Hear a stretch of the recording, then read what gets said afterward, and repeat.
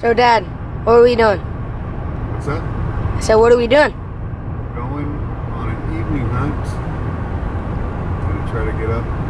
It's getting dark fast. We just got into town. And we're trying to get some public land. Maybe get some eyes at some bucks. Yeah. Line them for tonight and shoot one, or identify where they're at for tomorrow. Yep. Try to find some big bucks. Here we go.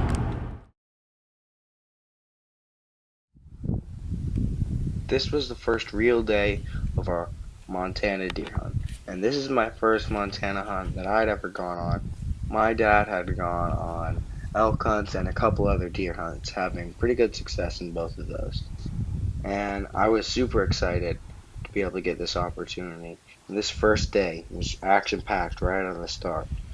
We had spotted a big group of deer moving along the hillside, but it was really strange because we spotted 13 does and no bucks, which is a very unusual thing considering we're hunting in the middle of the rut in November. We didn't know what was the deal with that, but we were grateful and it was exciting to see the deer that we saw. And we just kept pushing on, looking for the next stop, hoping to see another group of deer to have some bucks in it and maybe get a shot off.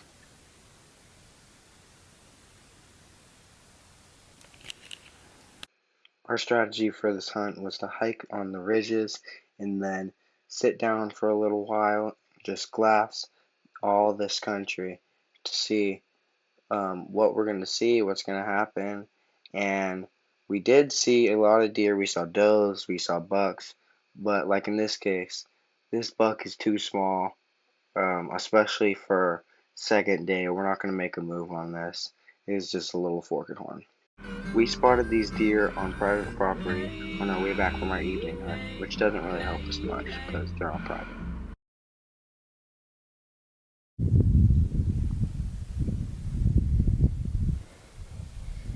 Montana wilderness. Here we go.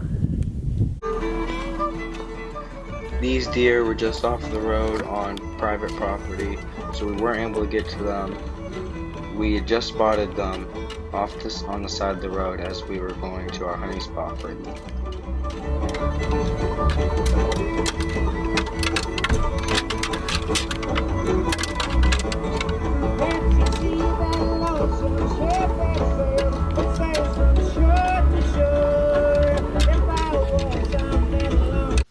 This is a great example of how packed Montana is with wildlife. I mean, we're seeing deer and elk when we're just glassing, walking around, hiking. It's just packed with wildlife.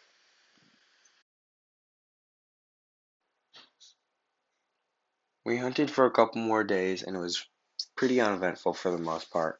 We saw some small bucks on private property, saw some big bucks on private property, saw some does on public, but we didn't have a doe tag. And it wasn't until the very last day on our drive back to the hotel we were going to pick up all our stuff and leave the next day in the morning. But on our drive back, just as it was getting dark, still shooting light, we see a herd of deer off on the side of the road. So we pull over, we check onX and it's public, and we're glassing. We're trying to see is there any bucks in there, and there ends up being a decent sized forked horn in the mix. And my dad says, "You want to shoot it?" And I'm like, "Last day, why not? We need food in the freezer."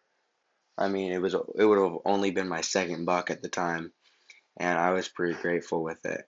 So we got set up, and it all happened super quickly. Stand up and use the fence. Yes, hurry.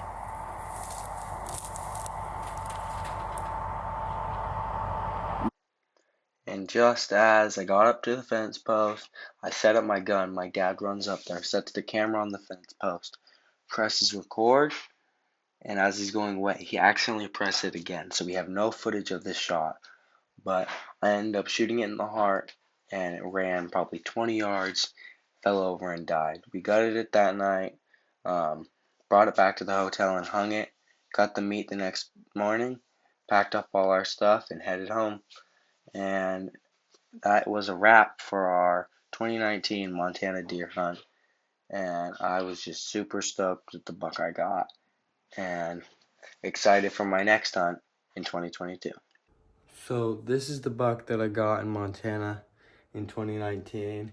I was 9 at the time, and it was only my second buck. And I mean, for a forked horn, I mean, it's pretty good.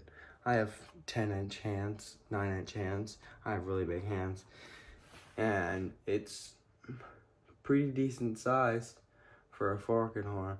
And if you look, that is my dad's from the second year he went, and this is my dad's from the first year he went.